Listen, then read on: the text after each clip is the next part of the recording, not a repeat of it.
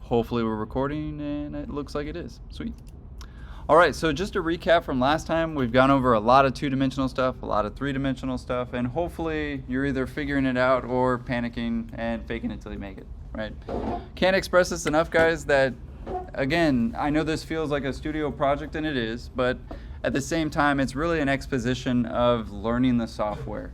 For some of us, I know a lot of us probably haven't even touched computer graphics.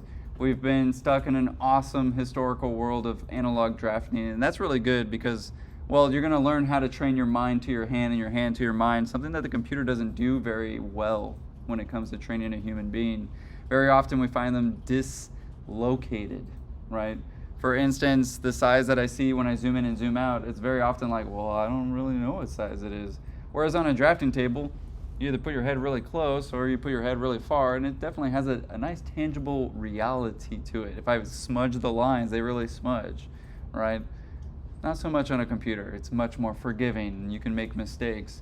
Whereas there's something a little bit more important about analog, right, in that sense, right? Things can be broken in reality that just I can't edit undo. Whereas in the the digital realm, sure, right? You can edit undo all the way back to the beginning if you really want to. However, that being said, like I said, we're trying to train for this skill. And honestly, this won't be the last time you do digital stuff. To be fair, at least in most experience, whether you go, well, there's one more school in Seattle that still teaches analog drafting, but I doubt you'll go to them. All of them do this for their first 2 years in school. So you're going to feel like you have at least your head in the game, right? Whereas it really stinks and bites to not know any of this whatsoever. However, for our last project, I am going to have some digital requirements, such as floor plan and section will be digital. However, all of our process can totally be analog, and your model can be analog. It doesn't have to be laser cut or anything like that.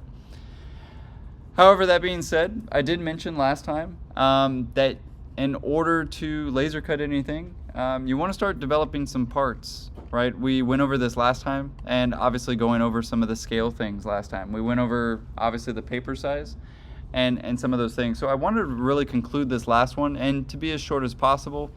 To be fair, most of this stuff, let's face it, you could cut that by hand. It's not the end of the world, and in most cases, that's probably what we will be doing for a majority of this model, right? That being said, I do have a laser cutter, and we do have a week. So don't get me wrong, I misspoke when I said you got to have your cuts by today. Realistically, you'd have to have them by Friday, wouldn't you? Because I could still bring them by on Saturday, but let's face it, that's probably the last day is Friday, right? However, don't try and just push everything and they're like, yeah, I'll just put it together on Sunday, no big deal, and nothing goes together, right? So definitely give yourself some time. I'm giving a hard cutoff at Friday. However, realistically, it's more like Wednesday that you'd want to submit some stuff. And obviously the drawings are due Friday, so there should be no worrying about drawings, obviously this weekend. Really only the model and the section model. Or sorry, just the section model. I didn't want to scare you and accidentally say two things. But just the model portion. There we go, model portion. Doves is about to have a heart attack. But again, it's definitely available. I have my own laser cutter. The school laser cutter is working. I can definitely get you access to it. But I am setting up some security measures, so essentially that you'll have to scan your ID in order for it to work, which hopefully will eliminate some people who should not be using it. However, I did want to go over a couple of things just in terms of three dimensionals. For one, there's a project, the airport by Aero. It's got a funky curve, and one thing I did want to express to that group per se, and they might want to listen in really closely to this one, is that you can make any surface off of essentially four curves. So it's called a networking surface or a network surface. So you might definitely want to write that one down. And to be fair, everybody else could find this useful too. I imagine it would actually be useful in Ron Champ as well with Efren and Raul. And to be fair, you might be able to apply this, you might not be able to. However, one of the first things, just like I did in the Center Pompidou, I'd want to start with two different curves. And in my case, I'm going to make a copy because it is another project. And I'll get rid of these. Again, I like to be organized above anything. So I'm going to kind of fake it till I make it, basically going off of memory of their project. So in my case, I'm just going to make a straight line first. with a couple of points. And another line over here. A couple of more points. Please be straight. Come on, there we go. Nah, come on, that's not straight at all. Network surface. And you'll see what I mean. I'll do a couple kind of surface things today. So more or less, I'd want to find actually, you know, for that project I only have so many views, right? Or maybe my project only does have so many views. So, aw man, that is not the curve I wanted. Anyway, that's okay. Because I can't really mess up, can I? Let's get the curvilinear one. That would explain why it was so straight. Sweet. And more or less, you'll kind of see what I mean by their project. It's a pretty complex surface. However, you don't have to go in alone, right? You can always ask me, hey sir, could you model this for me? And yes, we can spend the hour that it does take to do it. So, but let's get those pieces and more or less try to make this section view of it, right? So for instance, let's say it was something like this. So maybe in section it looks like that one. Fake it till you make it. Obviously I trace that based off of maybe a section or a picture that I found. Of course, the next piece that I could do here.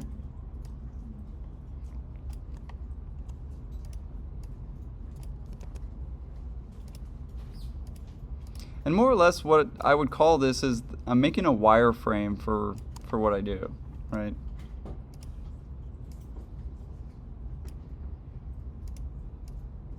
But let's say that was the edges of my curve. Obviously I'd want those to be touching, so let's get them to touch as much as possible.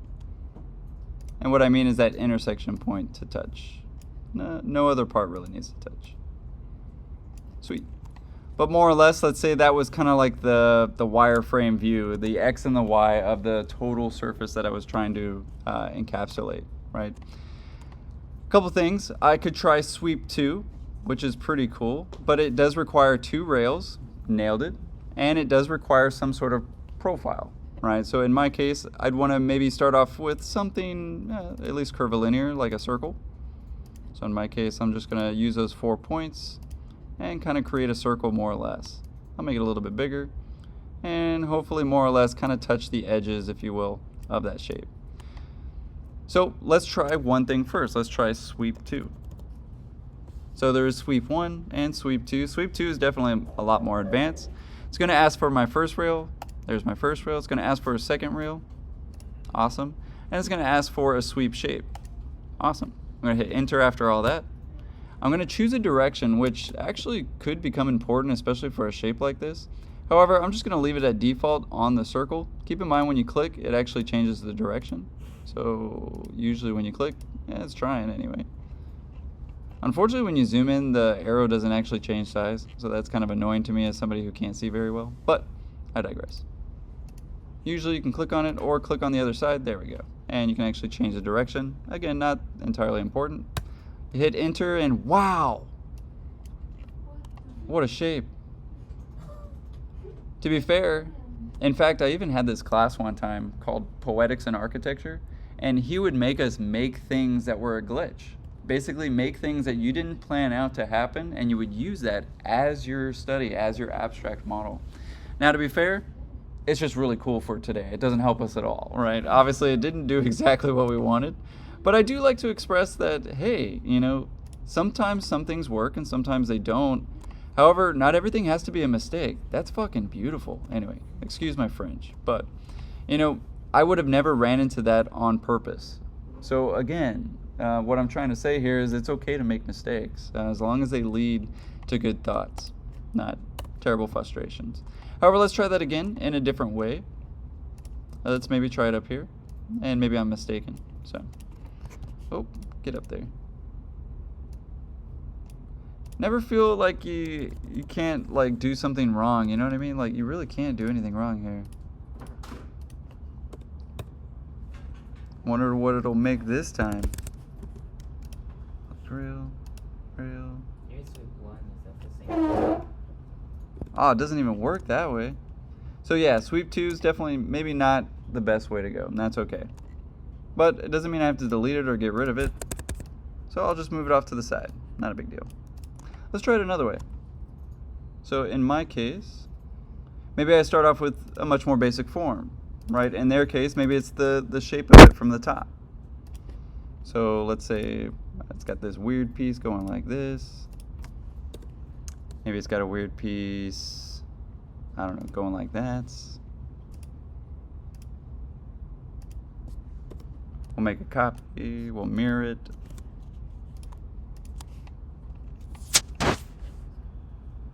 And let's put those two together. Enter. Let's put those two together. Enter. The thing about network surface is you have to have 4 curves, and right now I have 8. So what do I do? Well, if I put these two together and join them, that becomes 1. If I put these 3 together and join them, that becomes 1 as well. And now I have 1, 2, 3, 4, right? So in order to use a network surface, it does have to be 4 pieces. Just keep that in mind. So I'm not gonna lie, I kind of meant to make that one make a mistake on purpose, but it's only because, well, I want you to kind of test it out. When does it work, right? So let's say I did have a very complex surface like this project, and these points go up. They definitely do some weird stuff. Something more akin to like that. Right? No? Right? It's kind of got this like very bulby piece. And it definitely comes down. I don't know about you, but that dang nearly looks already architectural, doesn't it? It's beautiful. You see it? Kind of, it's like it's just missing the surface part. So let's take it. All right, 1, 2, 3, 4. We'll type in network surface. And it'll actually put those together. However, look what it did.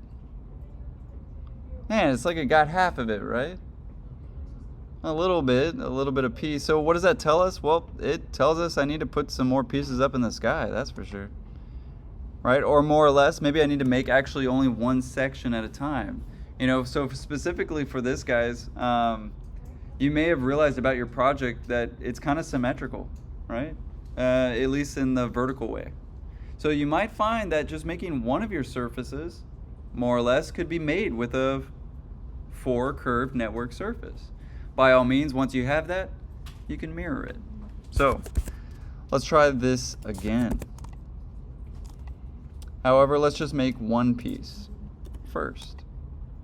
So maybe that's my piece. And maybe I'm going to actually use this as my standard. And I'm going to keep that one on the ground. Actually, I'm going to move both of these. So let's take both of those points, kind of move them in the sky. That's looking pretty sweet. All right, so 1, 2, 3. And then I'm going to do something kind of cool, because why not? Another thing I forgot to mention to you guys, when you're sculpting something, you can also move your C-plane. Just in case you were wondering, you can take the surface or the object of something, and you can actually like move your C-plane to the very object. That way when you start drawing, that it actually changes it. Keep in mind, when you change your C-plane though, you can't edit undo, you'll have to move it again. Right, so in my case, I'll move it back to something else, but it'll stay in that rotation. Again, it's kind of hard to rotate towards a line, so just keep that in mind. But let's go put it over here. Get over there. Anyway, back to where I was. Obviously, I'm keeping these lines here because that might be the midpoint of my shape. However, let's just go ahead and put them together.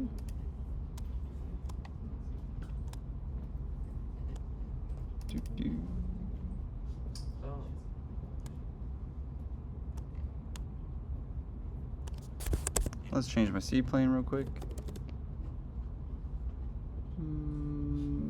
World. Put it on the top. There we go. Let's try that again. Boop. Take that point, that point, that point, that point, and...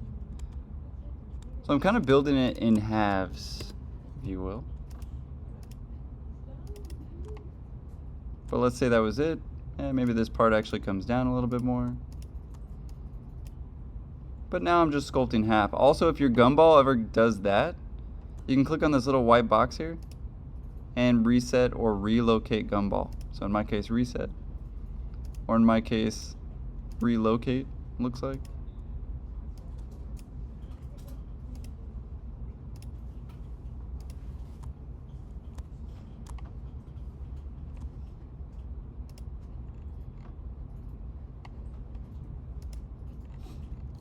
Oh, come on, gumball. Let's try again.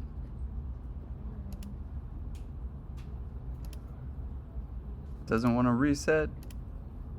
Doesn't want to relocate. Here, we'll choose a different object. You can turn it off and turn it back on. Yeah, you'd think that would work. There we go. Nice. What? It did the same thing. Fake it till you make it. It's actually looking kind of cool. I like it.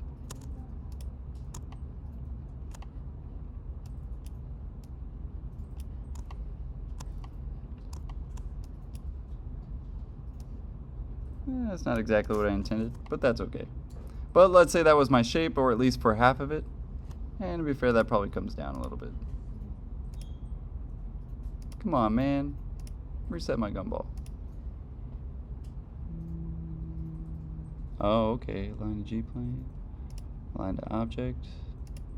That's cool. I didn't know you could do that. So obviously we can align it to the world. And that's pretty cool too. But let's say that was my surface. This is my airport, if you will. Obviously I'd want to sculpt really the edges of that surface. So don't get me wrong, no, I know it looks nothing like the airport itself, but we'd have to sculpt it, no? Right, we gotta sculpt something about it. Oops. And as you can see, even selecting points in Rhino can be difficult. But I'd more or less try to get the edges of it, right? And that's not too shabby, actually. Let's bring these back in a little bit. Going a little crazy. And that's more or less pretty good. So I'll take all four. 1, 2, 3, 4. Network surface. And in my case, it won't work. Why? Well, in order for network surface to work, they do all have to be touching. So let's make sure that they're touching. And for the most part, it might be actually kind of hard or difficult to even know. And there you go. It didn't work because I only have 3, or I only have 2 in this situation. I was looking for the other 2. So I forgot to explode this one. That's okay. We'll explode and turn it back into 3. You might run into the same exact problem when you're trying to, you know, network surface. So let's try that again. 1, 2, 3, 4. Network surface. There we go. Does it work if it's more than 4? It only works with exactly 4. So that's why I was trying to say at the beginning, like, it depends what you define as 1, right? It could be actually multiple that, of course, end up dividing it as 1. However, this is a pretty good start. I'll press OK, and definitely not bad, you know, especially if I eventually want to mirror it. So I'm going to mirror. M-I-R. Hi. Howdy. I'm here for Excel class. You might be in the wrong room. This is 502C. You might want to ask the Mega Lab. I'm right through here, but Okay. unfortunately those doors don't actually open. You'll have to go. What class is this? This is for architecture. Okay. You can't go through those doors, however. Okay. I know, it's the worst doors ever. MLC 502 Charlie. That's this one. Where were we? Oh yeah, mirroring. So in my case, I want to mirror this object, and right now, that is not the mirror I want to have. Right? So in my case, I'll select a different mirror. Mirror. Midpoint. Wow, I'm getting some wild results in terms of mirroring. There we go. That's also just a weird mirror. Although it's looking like an airport, but not the way that I want it. Yeah, we're 4. More or less getting there. All that's missing is the front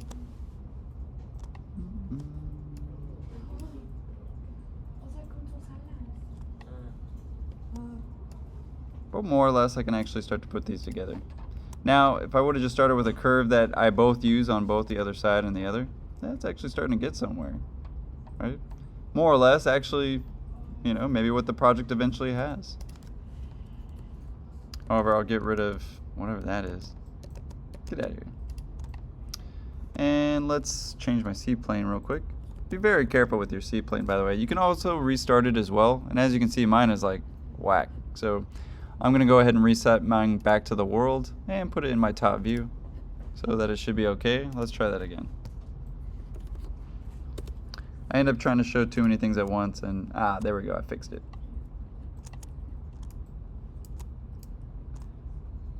Boop. Sweet. So now we can put those together. And more or less, they kind of make a homogeneous surface. Now, to be fair, damn, that's like a mass model right there, isn't it? Look at that, it's beautiful. But yeah, easily the roof, sometimes the last element of design, you know what I'm saying? How many times have you guys designed something and you're like, man, now how do I cover this thing?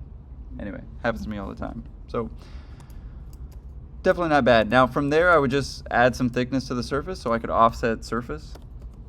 Offset surface. And I could say, well, I want it to be 12 inches, enter. And voila, we have thickness to that surface now. But again, network surface, wanted to throw that out there just in case you're still struggling with it. However, for today, I do have Rhino by Le Corbusier, so I do want to go over very quickly at least the capabilities of Illustrator, at least to the extent that maybe Professor Longoria hasn't gone over. So let's go ahead and import Raul and Ifrin's tracings. So import, sweet, should be on my drive. CVP, and I'm gonna guess it's the chapel floor. Yeah. Such an odd name. There it is. Yeah, I don't know why. I think I accidentally did too. And it came in at the right size. Why? Well, that's because it was scaled correctly. Good job. So one thing I did want to express, you definitely want to do the work, the trimming, the drawing, the stuff in Rhino, right? You also want to change layers or anything that you want to change up. So for instance, you notice I'm noticing that there's no poche in here, so I'm just gonna faux poche some stuff real quick and add a new layer and call it poche. Not too shabby. I'm gonna make it gold because why not? Double click so I can enact that layer. And I'm just gonna do one of them for today. So we'll just do this one. And to be fair, this is definitely after their tracing and everything like that. So I'm gonna go ahead and hatch it. Something I think I went over last time. Good. I have mine in boundary mode, so I'm just gonna basically click, right? And give myself a little bit of poche, especially to the parts that are being cut. To be fair, you can do this all at one time. And this will also reveal if there's any openings, right? What's gonna happen if there's an opening? It's gonna hatch the whole thing. In fact, it'll also freeze your system, so let's hope that it doesn't do that. Usually it's okay on the Mac. On the Windows, for some reason, it really will like crash it for some reason. One at the top. How dare you correct me? No, I'm just kidding. Also. Good. So once you're done, of course, hatching, you'll hit enter. It'll actually say, hey, what do you want to do with that? Well, you can either decide to make it solid, which is great, because then I can just change that in Illustrator like that. I don't have to like trace anything. I don't have to use the pencil tool. I don't have to get any fancier with the spices. I can do all of that drawing here essentially in Rhino. But let's say that was good, or I really wanted to go kind of the graphic way. Could definitely do that. And like I was expressing last time, we can give it a 45-degree rotation. Man, we can even get double lines in there. We can get a lot of lines in there. We can get them really, really, really, really small. And that could be kind of nice too, right? So again, you want to act as if these were drafted, guys. This is where I'd also add kind of the construction layer.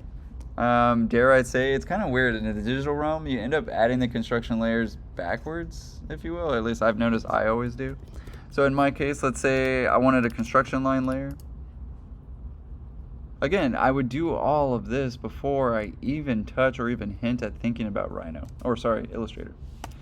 So new layer, let's call this construction lines. Do something we can actually see, like I don't know, lime green. Oh man, that's not lime green at all. Oh yeah, make sure you double click on the layer itself. And I'm gonna use these as kind of my just guidance, right? Don't get me wrong, I don't really have to use these, but it can be the difference between a good drawing and a great drawing, to say the very least. I'm gonna go ahead and use near, which is breaking my own rules. And only because, well, near in this situation. Exactly. It's for these exact kind of situations where I just need something pretty darn close to whatever I'm trying to click on. So for instance, I'm kind of adding some stuff. Just, again, they don't necessarily have to do this, guys, and neither do you. But like I said, if you want a great drawing, you'll see what I mean. And in my case, I'm using stuff that I would normally have done if I was treating it as if I was drafting it. What was the first thing I'm going to do if I had to draft this mother? Sorry, my language again. I'm going to grid it out, man. This thing is like crazy French curves going on. I mean, how would I know that I got the exact shape? Even arguably, how did Le Corbusier even know that he arguably got the right shape? He didn't, right? They definitely, I mean, they probably scaled the drawings a little bit, but they were like, dude, we just need to make a big curve here, right? You know, like, you know, those kinds of things. Obviously, you'll learn this as you get further and further into the practice of architecture, that the drawings aren't exactly built the exact way in reality, right? In fact, sometimes it's feet off, right? I mean, to be completely honest with you. Ask any contractor, they make fun of us for it, even though they're kind of making fun of themselves. Anyway, by saying, oh, we built it wrong. Like, okay, are you flexing? Anyway. So in my case, I'm just showing you that we can go above and beyond, and we can really start to add some human-esque things. In my case, construction lines, right? So don't get me wrong, I'm kind of being sporadic about it because it's actually going to be a very light layer. But it does start to show some nice craft. Especially, it starts to spice things up and make it look a little less finished. And not in the way that you're thinking. I don't know why that line just appeared down. Yeah, go for it.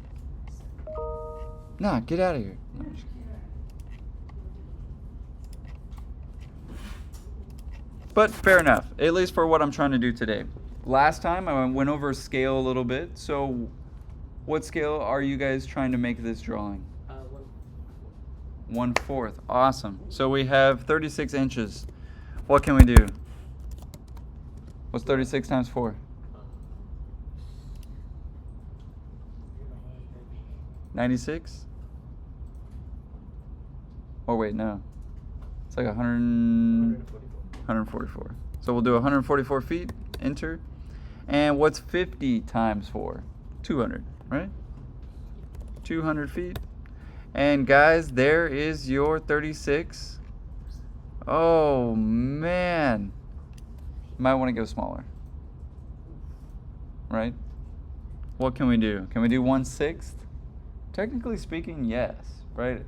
Now, I want to throw this out there because you might run into something like this in your project as well, where one is too big and it's just right. We definitely don't want that, guys. We don't want this at 1/4 scale. If it's not even going to fit on a 36-inch piece of paper, let's face it, that's huge, right? So we might need to size it down.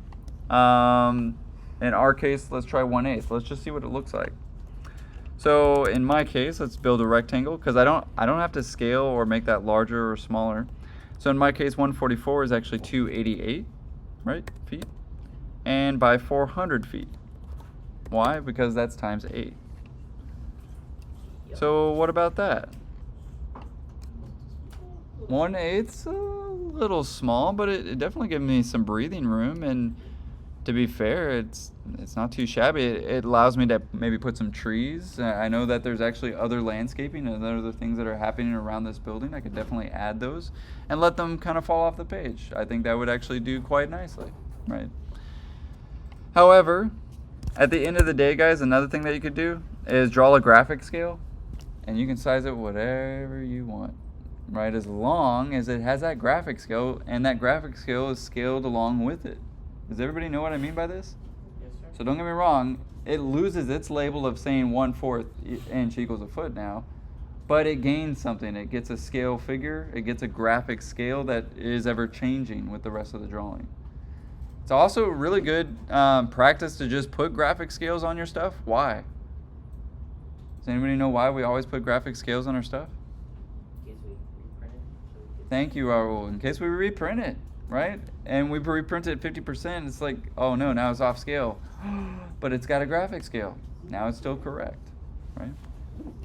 So, I think 1/8 is just right. And arguably you guys could go a little bit bigger, but again, I think you have plenty of information to add, and it's okay to have some white space, right? There's nothing wrong with some white space. Just ask Escamilla.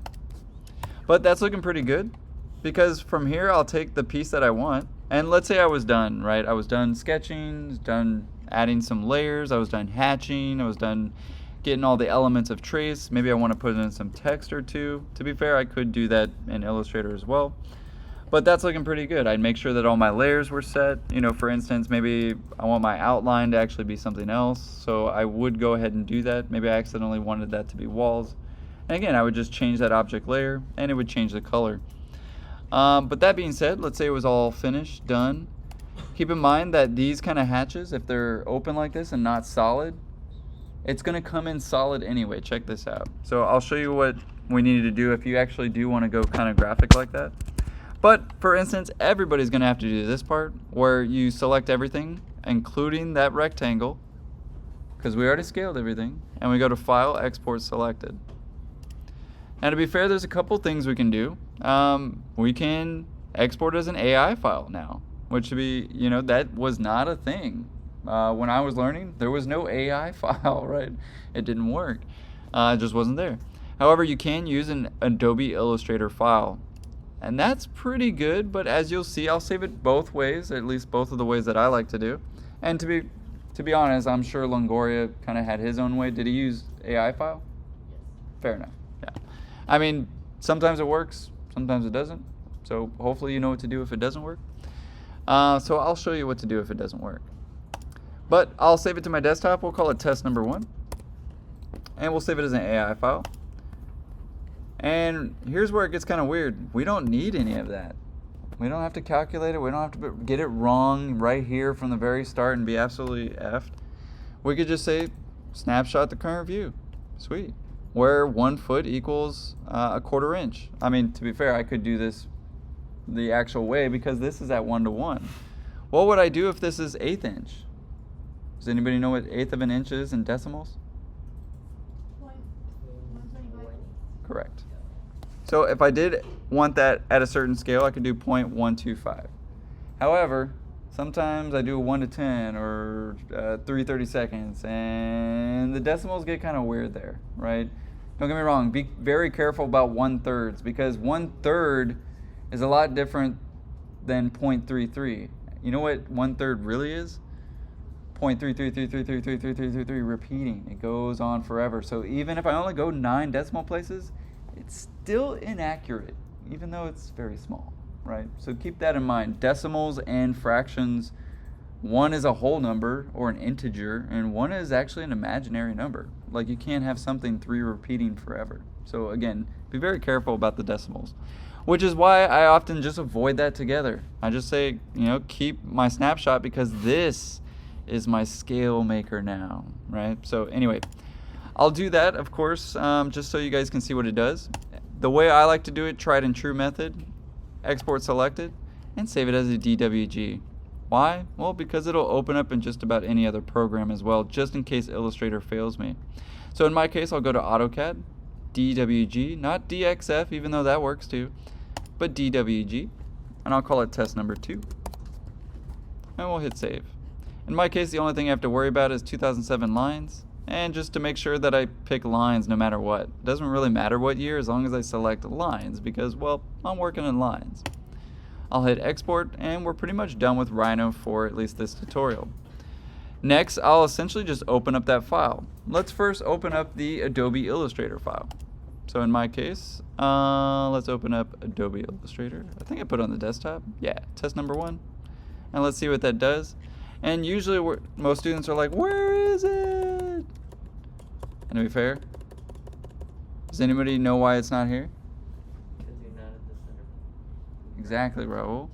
So one thing you may notice, and you might want to check this really close, guys. If you export something and it's nowhere near this, this is your 0, 0 point. So what can I do before I export something? Well, I could just put this closer to the 0, 0, right? I mean, don't get me wrong, I can get it over here, and that's pretty close. That way when I export it, and well, you might luck out sometimes and it's actually on the page still, but in my case it doesn't look like it's the case. And as you can see, it's almost like nowhere to be found. You can select everything, right? You can go to like object and select all. So in my case, you can just do select all with Control A. But if you still don't see anything, well, it's off the page, right? And well, Illustrator is bounded. It's not like Rhino where it can just kind of go on forever and ever and ever. And oh, look at that. Did you guys see it? Yeah. I saw it in there. So select all. Huzzah. Oh. It's hard to select something in Illustrator. It's trying. Maybe with the arrow keys you can Yeah, oh, it's already outside of the bounds. Right, so it's just not going to work. It's outside of the bounds, right? And Illustrator's kind of fickle like that. However, let's try my DWG. Open. DWG. DWG doesn't care. I can honestly choose any three. I can't go wrong with DWG. So in my case, I could choose original size, scale to fit artboard. I usually scale to fit artboard by default. That way it's at least on the page. Now from here, I want to keep everything, right? Obviously I want to make sure that I have my bounding box, and it looks like I got my bounding box. Yep, there it is. So first things first, I'm going to go to File, Document Setup, Edit Artboards, and make sure that this is a 36 by 50. So up here at the width, I'm going to type in 36 inches and 50 inches. Sweet. From there, I just take the entire thing, because it's already pre-scaled.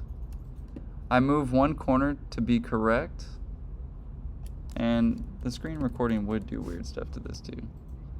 But again, I get that bounding line just right.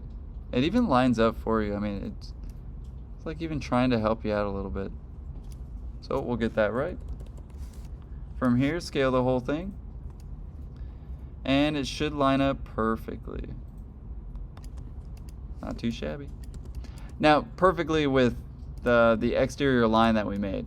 It won't line up with anything outside of that line, right? However, from here, it's a matter of just changing lines and line weights. So I'll literally click on each layer, and I can turn them all off, I can turn them back all on. You basically just hold and slide the cursor, right? So I usually do one line at a time. Let's start off with this line. Awesome. I can click on this invisible box that selects everything in that layer. I don't know if Longoria showed you guys that.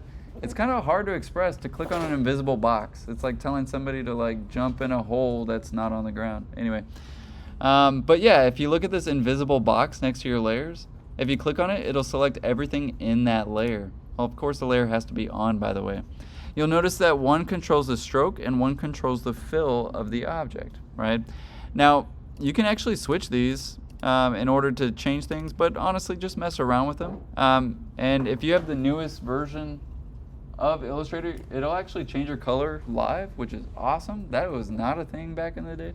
Anyway, so in my case, I want to go for a grayscale. And to be fair, if you're in my computer graphics, you know not to use true black. Why? Because it's often way too black. And if you've ever paid attention in graphics in terms of your analog drafting board, it's more of a graphite color. It's more of a shiny graphite that hits the page. It's not exactly black unless we start to get some ink. And even arguably then, it's just dark, dark, dark, dark, dark purple if you really, really get close. So again, trying to match reality, not just like going right into the black. Go for an off black, a slightly gray, if you will. Maybe even a red tint or tone to it could actually start to be much more realistic for the printer to produce. So I'll press OK, and I'll change my other colors. Sweet. And I could even go for like a really light grayscale. Definitely not too shabby. If I wanted to change the thickness of the line itself, I'd probably go up to the stroke And go with like a point, I don't know. Actually, it's a thick one. It's a, I'm gonna go with 1.2. That is a pretty big drawing. However, that's looking pretty good. Arguably, that would take me a little while if I was drafting that, especially all nice with my fringe curves. I'll go to the next layer. I'll lock this one. Add the next one. Okay, sweet. I definitely know that that's the floor and that it should be naturally lighter than the walls because it's slightly farther away than, of course, my viewpoint. So I'll click on the invisible box. I know that sounds ridiculous every time I say it. But I'll change the line weight, the color, and the thickness of it to, I don't know, maybe a 0.55. Beautiful. In fact, we can zoom in and really see the difference between those. If there's not enough difference, I mean, don't get me wrong, it looks great there, but I'm also like, Command R, I can get my ruler. I'm only like a 1/16, so should probably get some more contrast between those. Great. Well, that's super easy when I can click on every single thing in this project and simply go, well, let's make that actually 2.4. And this one, let's make that actually a little bit lighter. And let's maybe make this layer a little bit darker. See how easy that was? I didn't have to select anything. Again, if you're selecting stuff in Illustrator, you were doing it wrong. I hate to say it, but you gotta at least learn the right way first. Because right now, we're killing it in time, right? Next layer. Oh, we got the floor. So maybe I even actually want to match that previous layer that I have. I'll go to my eyedropper tool. I'll just click on the line that I've already done, and it'll basically match that line. Oh, got to select it all first. And I don't think it actually selects if you have it locked, so I'll have to unlock it. Eyedropper tool, or the letter I. Click on it, and bam, everything in that layer just changed.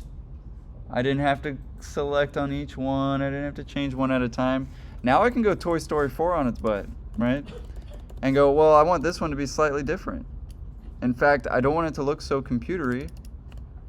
And I want a little bit of mistakes here and there. You guys see what I did there? I'm giving it a little bit of humanness.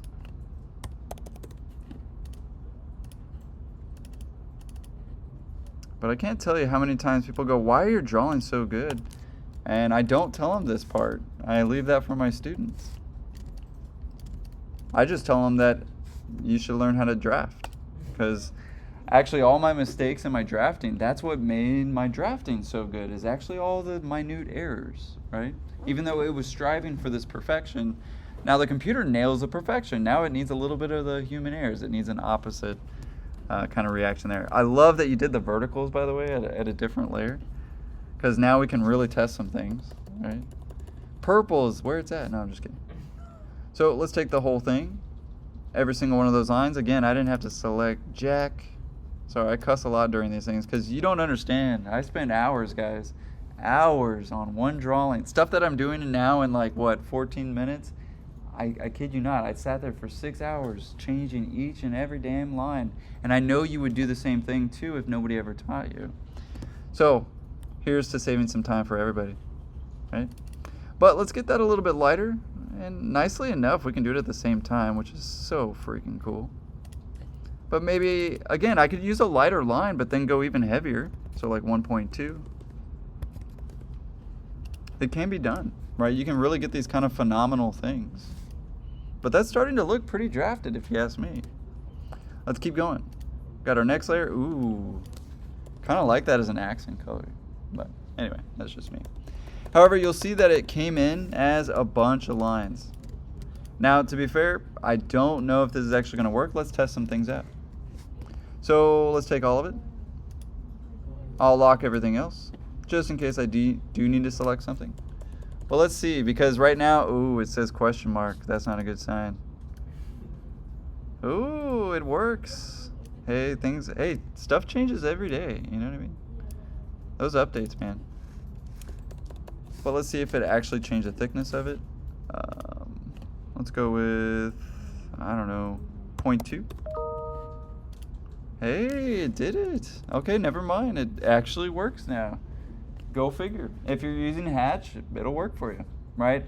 However, keep in mind, we export it as a DWG. Everything works in DWG.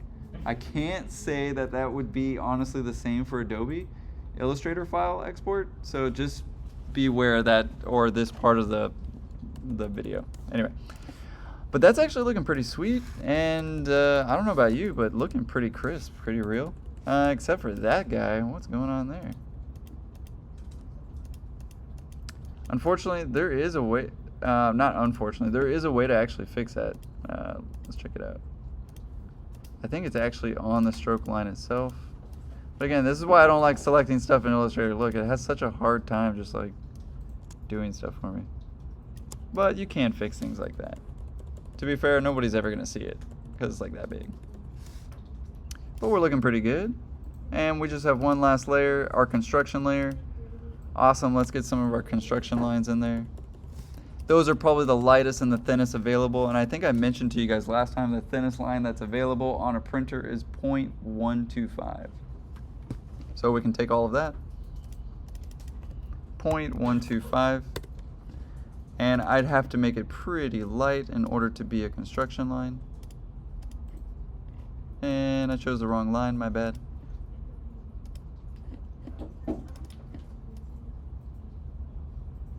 So something really light.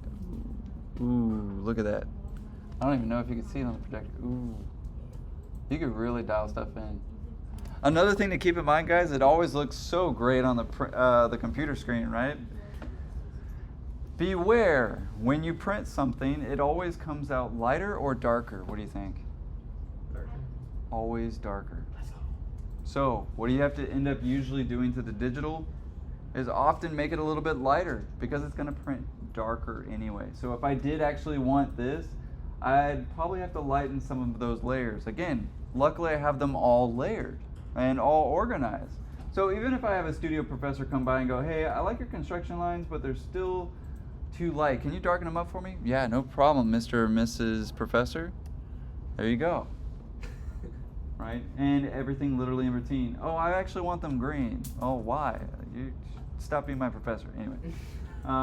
But yeah, stay in the black and white. And if anything, guys, go for a drafted feel. Because I know some of us, we're great draftspeople. And it doesn't mean like, oh man, there goes all the skills I just learned. No, in fact, now we need them more than ever because literally everybody else sucks at digital stuff. Have you ever noticed? Like, even stuff on Instagram kind of looks a little choppy. It's always square. Yeah, there's some really cool stuff coming out of Cyark, but then you can't actually build it. And there has to be a happy medium. How do we actually make these really cool things in the digital realm and actually make them? And I do think it starts with just going back to the traditions of even just the drafted quality of something. But let's take a look at our final product. Not too shabby, right? And arguably, if I didn't talk so much, that would have been done way quicker, right? To say the very least. However, at least for today, I just wanted to show you that, even though it might be a recap from Longoria. Again, I just wanted to show that you could do DWGs and outputs. That yes, there's definitely, you can do the 36 by 50, same thing, that's your piece of paper for your final, at least for this project. So relatively speaking, we could still, we could fit a photo of Le Corbusier, a title or two. So by all means, if I had to extend this, and I know we only have 20 more minutes, bear with me. But I'd still want to put in the rest, guys, right? Obviously, I'd want to put my title and my Pig Latin for today. In my case, let's go with like, I don't know, 64. There we go. So I could still put a small description, everything like that. You can also hold Alt on Windows, and you can make a copy of something instantly. I don't know if you guys knew that, but it's a fantastic tool. Again, just hold Alt. If you're on the Mac, hold Option and drag something. So again, hold Option and drag it.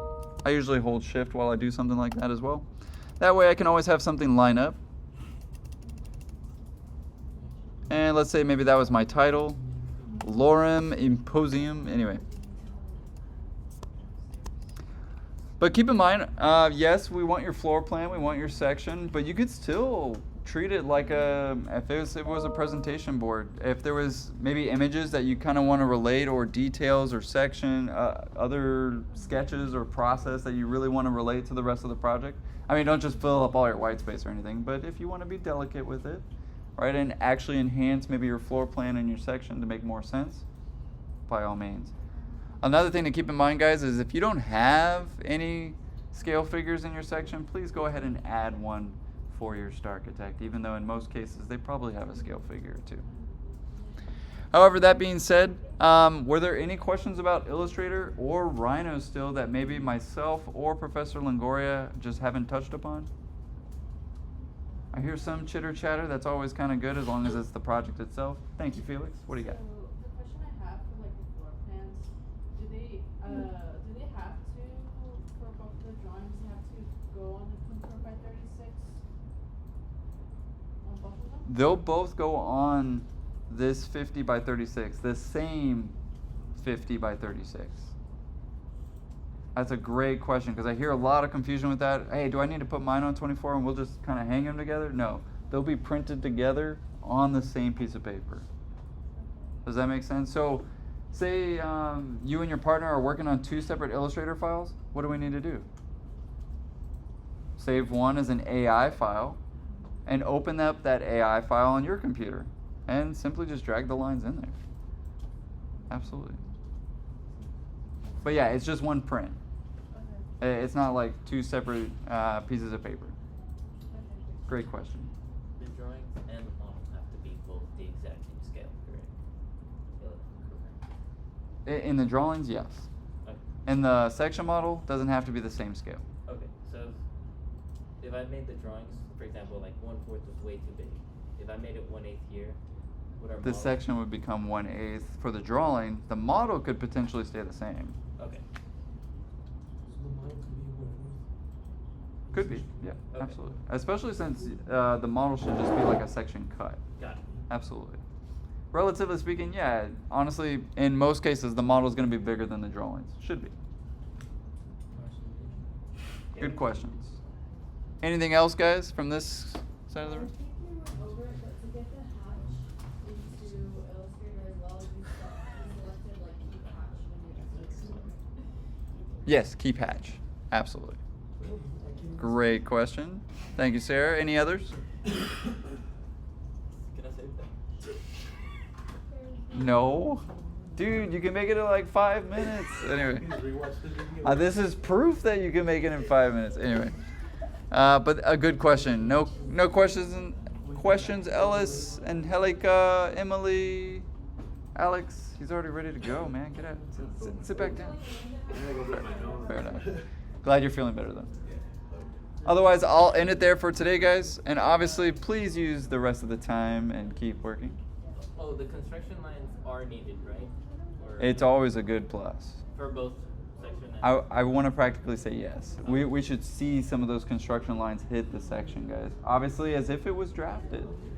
I don't think you guys are really understanding when I said, I want you to trick Escamilla when you turn in this project next Monday. I want him to be like, wow, you got him to draft? And be like, no, right? I want your digital drawings to look so human that they think it's analog. Now I have to add construction lines. Okay, I gotta try harder.